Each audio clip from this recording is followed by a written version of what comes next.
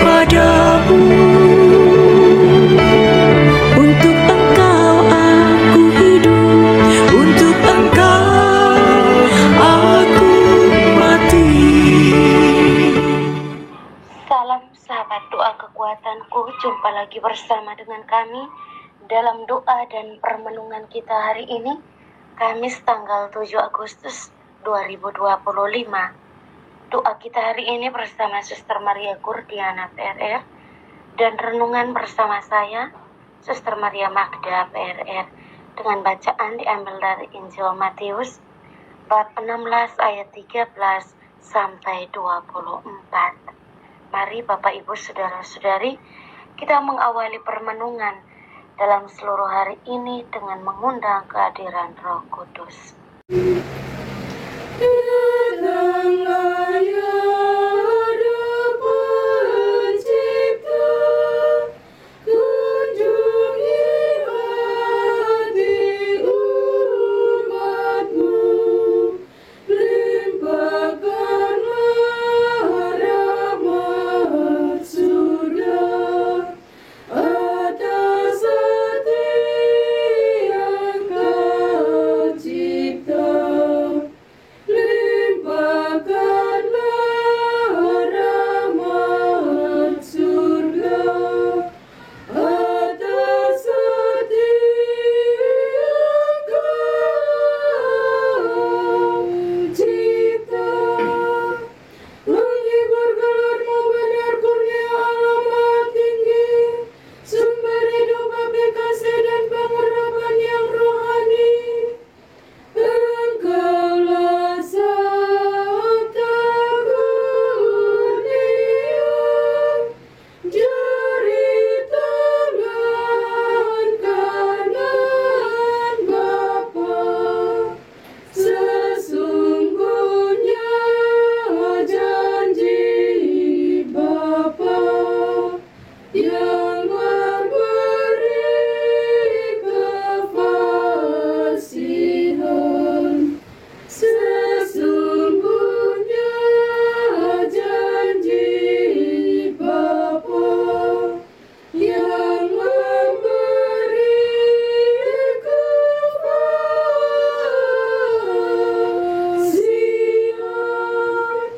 Dalam indera pasang terang curahkan cinta di hati, kuatkanlah tubuh kami dengan gaya yang abadi.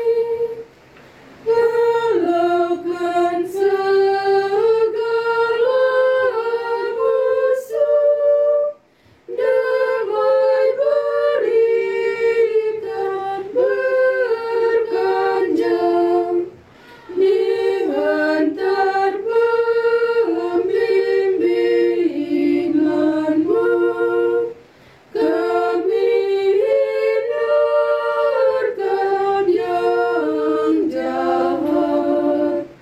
Dihantar pembimbingan-Mu, kami hindarkan yang jahat. Berikan kami kenal Bapa, mengenal juga Putera, mendikau Roh-Nya bersama kami percaya selamanya. Kepada Bapa pujian dan Putra yang telah bangkit, beserta Roh yang penghibur, sepanjang segala masa, beserta Roh yang penghibur,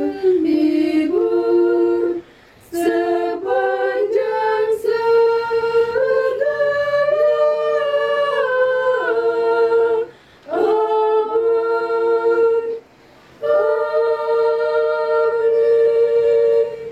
Dalam nama Bapa dan Putra dan Roh Kudus, amin. Utuslah Roh-Mu ya Tuhan, maka semuanya akan diciptakan lagi, dan Engkau akan membaharui muka bumi. Marilah berdoa. Allah Bapa dalam kerajaan surga, kami bersyukur kepadamu atas anugerah iman yang kami miliki, yang menjamin keselamatan hidup kami. Kami telah menerima urapan Roh Kudus-Mu di awal hari baru ini. Semoga kami pada hari ini berpikir, bersikap, dan bertindak sesuai dengan tuntunan Roh Kudus yang membawa kami kepada keselamatan, sebab Engkaulah Tuhan dan pengantara kami. Amin.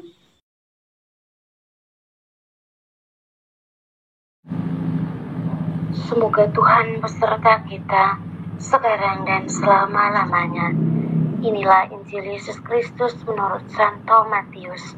Dimuliakanlah Tuhan.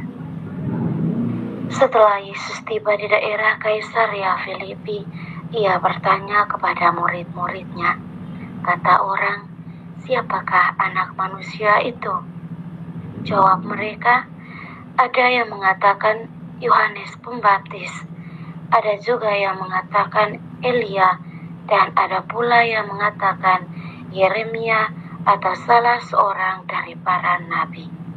Lalu Yesus bertanya kepada mereka, "Tetapi apa katamu, siapakah aku ini?" Maka jawab Simon Petrus, "Engkau adalah Mesias, anak Allah yang hidup." Kata Yesus kepadanya, "Berbahagialah engkau Simon bin Yunus, sebab bukan manusia yang menyatakan itu kepadamu, melainkan Bapa-Ku yang di surga.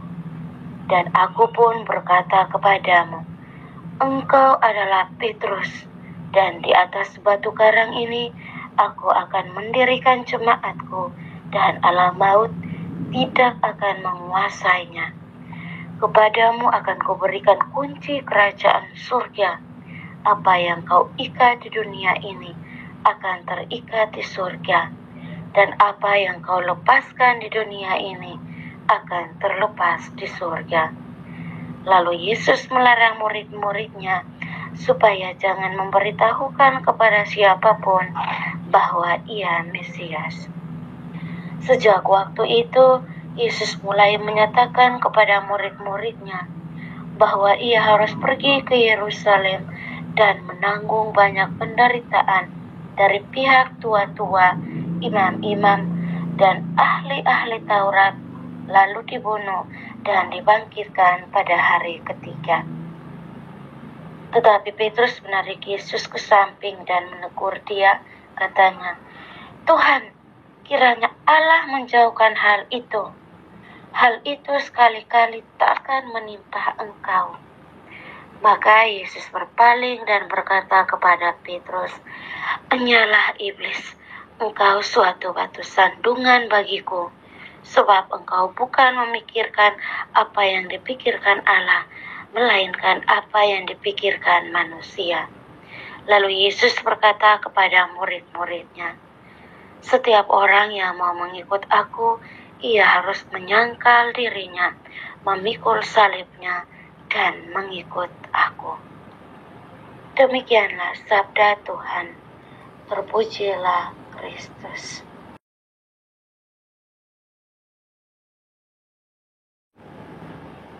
Bapak, Ibu, Saudara-saudari umat Allah yang terkasih, pada tanggal 6 kemarin kita telah merayakan peristiwa transfigurasi atau peristiwa kemuliaan Allah di Gunung Tabor. Lalu hari ini kita diperdengarkan lagi dengan kisah tentang pengakuan Petrus, lalu dilanjutkan dengan pemberitahuan tentang penderitaan Tuhan kita Yesus Kristus dan bagaimana syarat-syarat untuk menjadi pengikutnya. Saudara-saudariku yang terkasih, Yesus memilih murid-muridnya bukan dari kalangan orang-orang yang suci, melainkan dari orang-orang yang berdosa, orang-orang yang hina-dina. Di situ Yesus memanggil dan mengumpulkan mereka. Dan Petrus yang kita kenal sebagai murid Yesus yang paling taat, yang paling setia. Namun dari kesetiaannya itu juga dia pernah menjadi murid yang pertama kali menyangkal Yesus sebanyak 3 kali. Lalu pada akhirnya walaupun dia sudah melukai Yesus, dia sudah menyangkal Yesus 3 kali, tetapi Yesus tetap memberikan kepercayaan kepadanya, yakni memberikan kunci kerajaan surga. Dalam kisah Injil yang kita dengar tadi, bahwa Yesus mengatakan kepada Petrus bahwa engkau adalah Petrus, dan di atas batu karang ini aku akan mendirikan jemaatku, dan alam maut tidak akan menguasainya. Dan ini adalah permulaan awal juga berdirinya gereja Katolik. Bapak, Ibu, Saudara, dan Saudariku yang terkasih, Petrus yang adalah kalangan dari para muridnya, yang walaupun setiap hari ada dan tinggal makan bersama dengan Yesus, namun Yesus tetap menguji imannya. Yesus tetap menguji sejauh mana dia menaruh kepercayaan kepada Yesus, atau sejauh mana dia mengenal siapakah sosok Yesus itu menurut orang lain dan juga menurut mereka. Dan Simon Petrus dengan daya Roh Kudus yang ada di dalam dirinya, dia mengatakan bahwa engkau adalah Mesias, Anak Allah yang hidup. Petrus mengungkapkan kepercayaannya tentang siapakah sosok Yesus itu baginya, bukan karena menurut cerita orang, bukan karena menurut gosip-gosip orang, melainkan karena berdasarkan pengalaman iman yang dia alami, yang dia rasakan sendiri bersama dengan Yesus. Dan pertanyaan yang sama juga dilontarkan oleh Yesus pada hari ini kepada kita. Untuk Bapak, Ibu, Saudara-saudari, atau untuk saya sendiri. Mungkin dalam keheningan Yesus bertanya kepada kita, Magda, menurutmu siapakah aku ini? Lalu kita tidak bisa memberikan jawaban menurut pengalaman orang lain, tetapi harus menurut pengalaman kita pribadi. Kalau kita memberikan pengakuan bahwa Yesus itu adalah dokter penyembuh, Yesus itu adalah raja segala raja, Yesus itu adalah gembala yang baik, itu menurut orang, itu menurut pengalaman orang, tetapi menurut pengalaman kita pribadi. Jadi kita kita mengenal sosok Yesus itu bukan baik, memang iya menurut cerita-cerita orang, tetapi dalam hal ini supaya kita sungguh-sungguh mendalami bahwa Yesus itu adalah sungguh-sungguh. Mungkin dia sebagai orang tua saya, mungkin dia sebagai pacar saya, mungkin dia sebagai teman curhat saya. Itu berdasarkan pengalaman kita pribadi. Supaya apa? Supaya iman kita akan Yesus Kristus semakin berakar. Bapak, Ibu, Saudara, dan Saudariku yang terkasih, tidak berhenti di situ saja. Tidak berhenti pada sebatas kita mengenal Yesus. Misalkan Yesus sebagai guru dan teladan saya, Yesus sebagai dokter saya. Tetapi setelah kita mengenal sosok Yesus itu, menurut saya, menurut pengalaman kita masing-masing, maka kita harus melepaskan diri dari keterikatan duniawi untuk menjadi pengikutnya. Jadi tidak saja kita berkuar-kuar bahwa saya ini pengikut Tuhan, saya ini seorang Kristen yang sejati, saya taat pada kehendak Tuhan. Tetapi kalau itu tidak kita wujud nyatakan di dalam kehidupan kita setiap hari, maka itu sama seperti tong kosong nyaring bunyinya. Karena mau menjadi pengikut Yesus tidak hanya yang enak-enak saja, tetapi dari pengalaman pahit, pengalaman luka, disitulah kita disebut sebagai pengikut Yesus yang sejati. Sehingga dalam Injil yang kita dengarkan pada ayat yang terakhir, Yesus dengan sangat tegas mengatakan bahwa setiap orang yang mau mengikut aku, ia harus menyangkal dirinya, memikul salibnya, dan mengikut aku. Oleh karena itu, saudara dan saudariku yang terkasih, ketika kita diterpa dengan pengalaman-pengalaman pahit dalam hidup, maka janganlah kita mudah putus asa, janganlah kita cepat untuk mengklaim bahwa, oh, Tuhan ini tidak menyayangi saya, Tuhan tidak mencintai saya, makanya saya diperhadapkan dengan pengalaman-pengalaman pahit yang demikian. Tetapi Bapak Ibu, saudara-saudari, mari kita diajak untuk melihat bahwa setiap pengalaman-pengalaman salib apapun itu merupakan hal-hal kecil, itu merupakan jalan yang konkret, jalan yang sederhana bagi kita untuk menjadi pengikut Yesus yang setia. Semoga Tuhan memampukan kita untuk berani mengenal siapakah Yesus itu berdasarkan pengalaman kita dan mampu untuk menjadi pengikutnya yang militan di tengah dunia yang saat ini. Amin. Setelah kita mendengarkan sabda Tuhan dan merenungkannya, marilah kita menyampaikan doa-doa permohonan kita. Bagi mereka yang sedang sakit, ya Tuhan tabib ilahi, kami mohon rahmat belas kasihan dan kerahiman-Mu. Berkenanlah menjamah dan melenyapkan segala penyakit yang diderita oleh umat-Mu, sehingga mereka boleh mengalami kesembuhan dan pulih dari segala sakit mereka. Marilah kita mohon, kabulkanlah doa kami, ya Tuhan.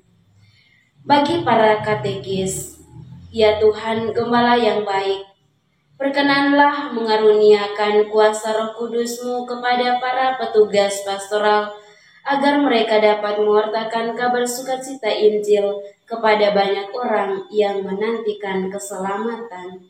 Marilah kita mohon, kabulkanlah doa kami, ya Tuhan. Bagi umat Kristiani yang berada di tempat-tempat terpencil, ya Tuhan yang Maha Baik, kunjungilah dan berkatilah umat-Mu yang berada di tempat-tempat yang terpencil, mereka yang kurang mendapat perhatian dari para petugas pastoral. Semoga mereka tetap mengimani Engkau. Anugerahkanlah kekuatan iman kepada mereka, agar dalam keadaan apapun mereka tetap mengandalkan Engkau dalam hidup mereka. Marilah kita mohon, kabulkanlah doa kami, ya Tuhan. Bagi para pemimpin bangsa dan negara, ya Tuhan, anugerahkanlah roh kebijaksanaan-Mu kepada para pemimpin bangsa dan negara kami, agar mereka mampu menghadapi dan mengatasi segala permasalahan yang terjadi di dalam tanah air ini, dan semoga keadilan dan hukum semakin ditegakkan di negara kita.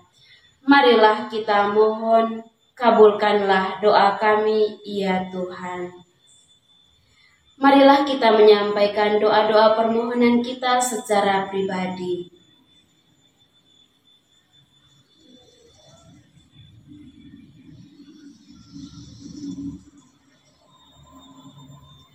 Marilah kita mohon, kabulkanlah doa kami, ya Tuhan. Bapa kami yang ada di surga, dimuliakanlah nama-Mu, datanglah kerajaan-Mu, jadilah kehendak-Mu di atas bumi seperti di dalam surga. Berilah kami rezeki pada hari ini, dan ampunilah kesalahan kami, seperti kami pun mengampuni yang bersalah kepada kami.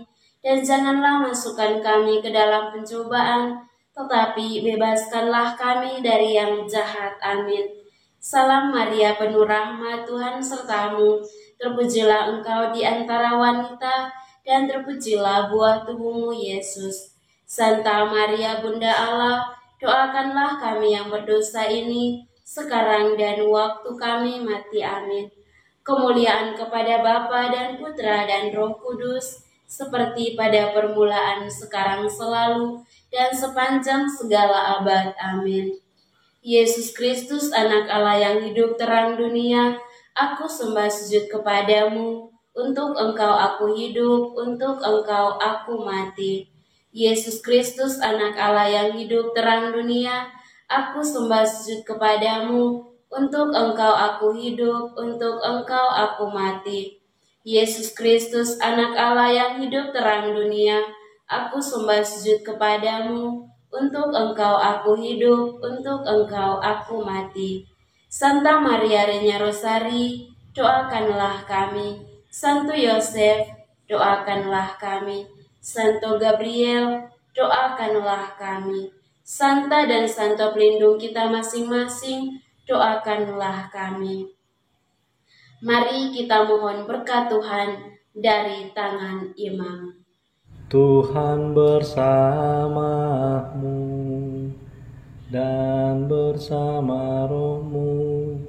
Semoga Allah yang Maha Kuasa memberkati saudara-saudari, usaha dan pekerjaan, keluarga Anda masing-masing, pendidikan anak-anak di bangku sekolah maupun di bangku kuliah, orang-orang yang selalu kita doakan dalam hati kita masing-masing. Niat-niat baik kita untuk setia kepada Allah senantiasa dijaga, dibimbing dan diberkati oleh Allah yang Maha Kuasa, Bapa dan Putra dan Roh Kudus. Amin.